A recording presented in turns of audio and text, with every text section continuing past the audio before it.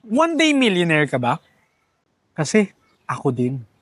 Pero hindi pa naman end of the world for us.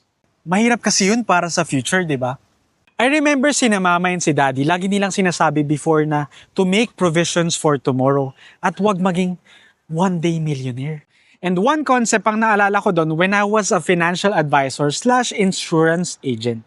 They call it mahiwagang pantalon.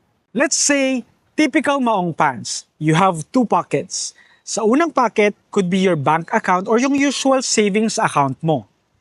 And sa other pocket mo could be your VUL account, an MP2 account, or shares sa stock market, or a real estate property investment. So what if i-distribute mo ang hard-earned money mo sa mga bulsa ng pantalon mo? It's your pants. Kaya lahat sila ay asset mo pa din. Nakadistribute lang. Ang smart, no? You can do it too. We can do it too.